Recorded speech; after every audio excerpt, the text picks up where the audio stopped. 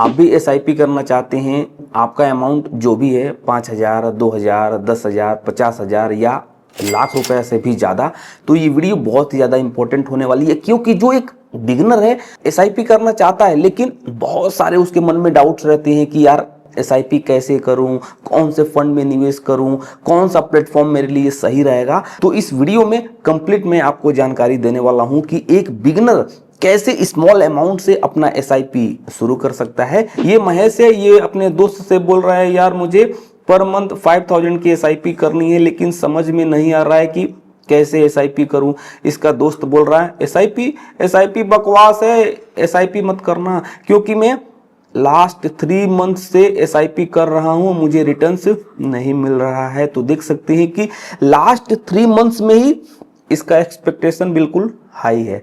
तो इस तरह से एसआईपी नहीं करी जाती है।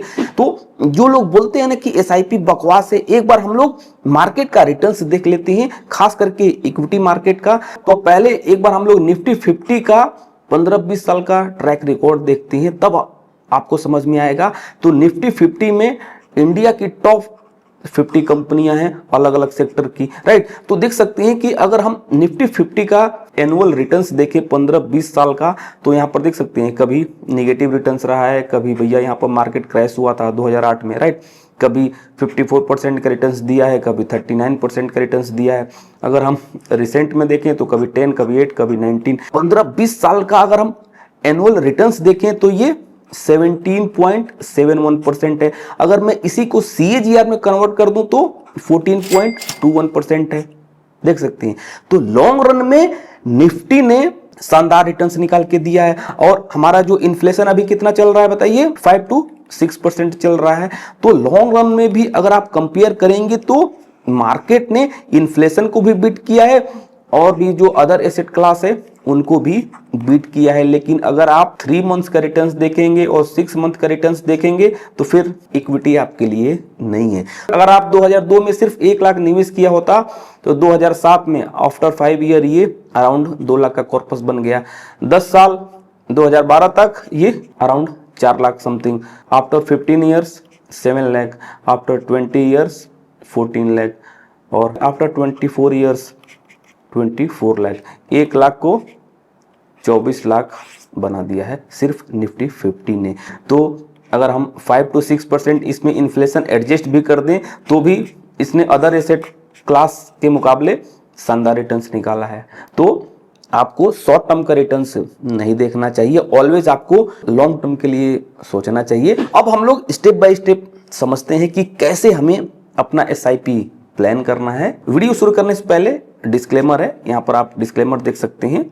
तो पहला है before starting SIP decide your goal. बहुत सारे लोग गोल को इग्नोर कर देते हैं, लेकिन आपको पहले गोल बनाना है कि जो भी आप 5,000 या 10,000 की एसआईपी कर रहे हैं, किसके लिए भैया? रिटायरमेंट के लिए, या बच्चे हैं तो उनका हायर एजुकेशन के लिए, लॉन्ग टर्म में वेल्थ क्रिएट करने के लिए, या घूमना चाहते हैं, या शॉर्ट टर्म में घर खरीदना है। तो आपको पहले गोल बनाना चाहिए। गोल के हिसाब से ही आपको फंड सेलेक्ट करना चाहिए। तो आपने गोल सेलेक्ट कर लिया, उसके बाद से आपको गोल के हिसाब से इन्वेस्टमेंट होराइजन, अगर आपका इन्वेस्टमेंट होराइजन शॉर्ट टर्म है जैसे 0 to 5 ईयर, तो आपको अलग एसेट में निवेश करना चाहिए। जैसे वेकेशन इमरजेंसी फंड के लिए अगर आपको निवेश करना है तो इसके लिए फंड अलग हो जाता है। और आपका इन्वेस्टमेंट होराइजन मान लीजिए कि 5 to 10 ईयर्स है। मीडियम टर्म के लिए जैसे मान लीजिए कि आपको कार खरीदना है, या घर के लिए डाउन पेमेंट देना है, या हायर एजुकेशन के लिए बच्चों की फीस देनी है, तो इसके लिए फंड अलग हो जाएगा। और आपको रिटायरमेंट के लिए एसआईपी करना है तो आपको लॉन्ग टर्म 10 ईयर्स प्लस आपका इन्वेस्टमेंट होराइजन होना चाहिए। तो right goal, right time horizon और राइट एसआईपी स्ट्रेटजी। लेकिन बहुत सारे लोग क्या करते हैं, इन्वेस्टमेंट होराइजन 2 ईयर है और जाके स्मॉल कैप कैटेगरी में निवेश करते हैं। कोई फायदा है? नहीं। अगर आपका इन्वेस्टमेंट होराइजन 2 से 3 साल है तो उसके लिए अलग स्कीम है। अगर आपका इन्वेस्टमेंट होराइजन 5 to 7 है तो उसके लिए अलग स्कीम है, राइट। तो ये ध्यान जरूर दीजिएगा। लेकिन 99% जो बिगनर होते हैं वो लोग इसको इग्नोर कर देते हैं। गोल क्या होता है ना, इन्वेस्टमेंट होराइजन देखेंगे ना, जब मार्केट में तेजी आएगी तब निवेश करेंगे, जब गिरावट आएगी तो लॉस में एग्जिट कर देंगे। अगला है how much SIP should you do. Yes, SIP देखो आप 100 से भी शुरू कर सकते हैं, 500 से भी शुरू कर सकते हैं, इसका कोई लिमिट नहीं है। लेकिन मेरा मानना यही है कि जो आप अर्निंग करते हैं, नीड वांट्स सबको हटा के एटलीस्ट आपको 20 से 30% तो जो भी टोटली इनकम है मंथली का, उसको बचा के निवेश करना चाहिए। अगर आप यंग हैं तो 30%, अगर आपका EMI जा रहा है, पैसा नहीं बच रहा है, रिस्पॉन्सिबिलिटी ज़्यादा है, तो भी मुझे लग रहा है कि 15 से 20% जो भी आप मंथली कमा रहे हैं उतना बचा के आपको निवेश करना चाहिए। देखो यार, हम मिडिल क्लास, ऐसा तो है नहीं कि बिजनेसमैन लोग हैं, हम लोग जो अर्निंग करते हैं एक प्राइमरी इनकम है, थोड़ा सा पैसा बचा के अगर आप अभी से निवेश नहीं करेंगे तो जो पीछे पीछे इन्फ्लेशन आ रही है, हम अपने बच्चों को फीस दे रहे हैं, इतने महंगे स्कूल में पढ़ा रहे हैं, हर साल स्कूल की फीस 10% से ज़्यादा बढ़ जा रही है, हमारी सैलरी 2 से 3% बढ़ रही है, ऊपर से डर भी रहता है कि भैया कब जॉब चली जाए, राइट। तो मेरा मानना यही है कि यंग है तो आपको थोड़ा थोड़ा बचा के निवेश करिए। स्टार्टिंग में निवेश करेंगे, देखो जो अर्ली इन्वेस्टमेंट शुरू करता है, अमाउंट कम है, उसको पावर ऑफ कंपाउंडिंग रिच बनाती है। लेकिन जो लोग लेट में ज़्यादा अमाउंट भी लगा के निवेश करते हैं, उसको पावर ऑफ कंपाउंडिंग पनिश करती है। तो स्मॉल अमाउंट है, कोई दिक्कत नहीं है, टाइम तो है आपके पास। अगला है इमरजेंसी फंड पहले बनाओ। जो भी आपने डिसाइड किया है कि मुझे 10,000 या 20,000 पर मंथ की SIP शुरू करनी है, उससे पहले आपके पास अगर इमरजेंसी फंड नहीं है तो दिक्कत हो जाने वाली है, क्योंकि life is full of surprise. Emergency कभी भी आ सकती है भैया, देख सकते हो, जॉब जा सकती है, घर में आग लग सकती है, एक्सीडेंट हो सकता है। तो जो भी आपका मंथली खर्चा है उसका 6 टाइम्स आपको लिक्विड फंड में या FD में या रिकरिंग डिपॉजिट में डाल के रखना चाहिए। तो इमरजेंसी फंड आपका बॉडीगार्ड है। अगला है choose the right mutual funds category. Yes, बहुत ही ज्यादा इंपॉर्टेंट है। मार्केट में बहुत सारी स्कीम्स हैं, लेकिन जो एक बिगनर है उसको समझ में नहीं आता है, यार मुझे 5,000 की SIP करनी है, किसमें करूं?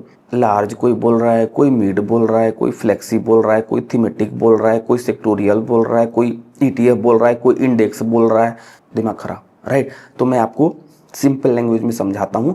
आप बिगनर हैं, जैसे मान लीजिए कि आपको 5,000 की SIP करनी है या 10,000 की SIP करनी है, राइट।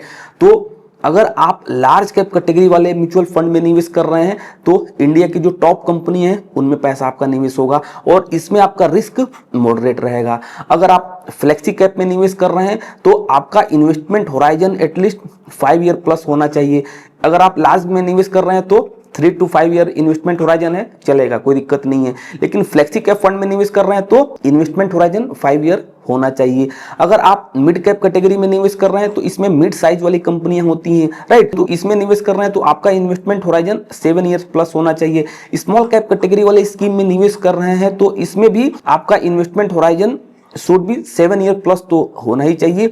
अगर आप इंडेक्स फंड में निवेश कर रहे हैं तो इंडेक्स फंड में भी अलग अलग कैटेगरी आती हैं। अगर आप लार्ज कैप में निवेश कर रहे हैं तो इसमें आपका रिस्क मॉडरेट है, रिस्क नहीं ले सकते हैं, तब आपको लार्ज कैप और इंडेक्स फंड में जाना चाहिए। इसीलिए तो मैंने आपको पहले स्टार्टिंग में बता दिया कि कितना समय के लिए क्या आपका गोल है। अगर आपका गोल लॉन्ग टर्म है तो स्मॉल कैप में जा सकते हैं, अगर आप रिस्क ले सकते हैं। अगर आप रिस्क कम ले सकते हैं तो उसके लिए अलग फंड है। तो मान लीजिए कि एक A इन्वेस्टर है, उसको 3 से 4 साल के लिए निवेश करना है, रिस्क नहीं ले सकता है, लो रिस्क है, राइट। तो वो जाके लार्ज कैप कैटेगरी में निवेश कर सकता है।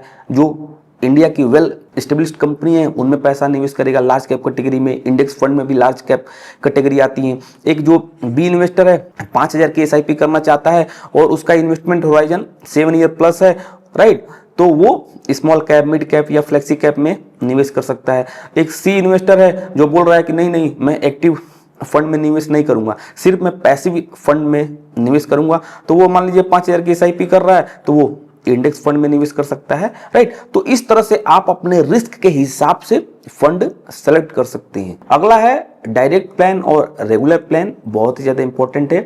जैसे मान लीजिए कि एक A इन्वेस्टर है, ABC large cap scheme select किया है अपने गोल के हिसाब से, तो ये स्कीम में 2 मोड होता है, एक डायरेक्ट मोड और दूसरा है रेगुलर मोड, राइट। तो आपको रेगुलर मोड में निवेश नहीं करना चाहिए। अगर आप रेगुलर मोड में निवेश करेंगे तो इसमें फीस ज्यादा रहती है, इसमें डिस्ट्रीब्यूटर को कमीशन जाता है। ऑलवेज आपको डायरेक्ट मोड में निवेश करना चाहिए, इसमें कोई कमीशन नहीं रहता है, बेटर रिटर्न्स मिलता है लॉन्ग रन में, राइट। तो ऑलवेज आपको डायरेक्ट प्लान में ही निवेश करना चाहिए। अगला है don't select A fund just looking at past returns. ऐसा नहीं कि भैया इस स्मॉल कैप फंड ने 68% का रिटर्न्स दिया है तो चलो इसमें पूरा पैसा निवेश कर दें या इसमें एसआईपी शुरू कर दें, ये गलत अप्रोच है। Past returns are not future guarantee. Stock market में कोई गारंटी नहीं होता है। तो आप जिस भी फंड को सेलेक्ट कर रहे हैं पहले देखिए कि भैया उस फंड का लास्ट 5 ईयर का रिटर्न्स क्या है, टॉप 10 होल्डिंग क्या है, सेक्टर देखिए, फंड साइज देखिए, एक्सपेंस रेशियो देखिए, रिस्क देखिए। रिस्क में भी आपको अल्फा बीटा गामा देखना है। उसके बाद से फंड मैनेजर देखना है कि उस फंड को अभी कौन से फंड मैनेजर मैनेज कर रहे हैं। ये सब देख कर आपको फंड सेलेक्ट करना चाहिए। ये नहीं कि भैया 3 मंथ्स और 1 ईयर का रिटर्न्स देखें कि भैया इस फंड ने 60% का रिटर्न्स दिया तो आंख बंद करके निवेश करते नहीं। अपना गोल रिस्क देखकर फंड सेलेक्ट करना चाहिए। अगला है 1 एसआईपी 1 फंड जरूरी नहीं है। बहुत सारे लोग क्या करते हैं कि 10,000 की एसआईपी है तो पूरा पैसा एक ही कैटेगरी में, जैसे मान लीजिए कि स्मॉल कैप में निवेश कर दिया, कोई जरूरी नहीं है। जैसे मान लीजिए कि 10,000 का एसआईपी है तो कुछ लार्ज में 40%, लार्ज में 30%, मिड में, कुछ डेट फंड में भी रख सकते हैं और पोर्टफोलियो को हैज करने के लिए गोल्ड और सिल्वर में भी 10% का वेटेज ले सकते हैं। तो ये टोटली डिपेंड करता है आपके गोल और आपके एसआईपी अमाउंट पर। लेकिन अगर आपका एसआईपी का अमाउंट कम है, जैसे 500, 1000, 2000, 3000, तो आप 1 या 2 स्कीम सेलेक्ट करके अपने गोल के हिसाब से, रिस्क के हिसाब से निवेश कर सकते हैं। लेकिन एसआईपी का अमाउंट ज़्यादा है, 50,000, 1 लाख, 20,000 या 40,000, तो उस हिसाब से आपको अलग अलग कैटेगरी में एक्सपोजर लेना चाहिए। ऐसा नहीं कि 50,000 की एसआईपी है तो पूरा एक ही फंड में निवेश करें, ये भी स्ट्रेटजी गलत है। अगला है how to choose your SIP date. देखो एसआईपी डेट आप कभी भी सेलेक्ट कर सकते हैं, कोई दिक्कत नहीं है। बहुत सारे लोग बोलते हैं कि मंथ के एंड में रखें या मिडिल में रखें, ये डिपेंड करता है कि आपकी सैलरी कब आती है। जब भी आपकी सैलरी आती है उस हिसाब से आपको फ्रीक्वेंसी सेलेक्ट करना चाहिए। लेकिन याद रखें ऐसा नहीं कि भैया 3 से 4 महीना एसआईपी आपके अकाउंट से डिडक्ट हुई उसके बाद से पैसा खत्म, ऐसा नहीं। आपका जो भी सैलरी क्रेडिट होती है उसके आसपास ही आपको एसआईपी का अमाउंट सेलेक्ट करना चाहिए। सबसे इंपॉर्टेंट होता है गैप ना हो। ऐसा नहीं कि भैया 2-3 महीने कटे उसके बाद से गैप हो गया फिर कटाना आपने शुरू कर दिया, नहीं, ये स्ट्रेटजी गलत है। आपको ऑलवेज कंसिस्टेंसी पर फोकस करना है। जो आपने गोल बनाया है कि मुझे 5 ईयर या 7 ईयर्स एसआईपी करनी है तो करनी है, राइट। अगला है मार्केट गिरने पर एसआईपी बंद मत करो। जैसे मान लीजिए कि आप 5000 की एसआईपी कर रहे हैं, आपको 1 साल हो गया, 2 साल हो गया और तीसरे साल जैसे मान लीजिए कि मार्केट में गिरावट आ गई, निफ्टी ऊपरी लेवल से 10% करेक्ट हो गई, सारे लोग आपको डराएंगे भैया सब कुछ बेच के निकलो, कुछ होने वाला नहीं है, मार्केट में निगेटिव रिटर्न्स है।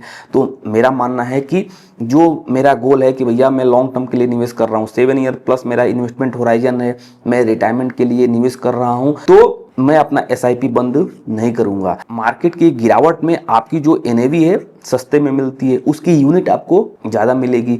और आप एसआईपी ऐसा तो है नहीं कि आप डेली निवेश कर रहे हैं, तो मार्केट की इस वोलेटिलिटी में आपकी एनएवी एवरेज आउट हो जाती है। तो बहुत सारे इन्वेस्टर यही करते हैं, गिरावट में एसआईपी बंद कर देते हैं और जब फिर मार्केट नीचे से दौड़ लगाता है फिर एसआईपी करते हैं।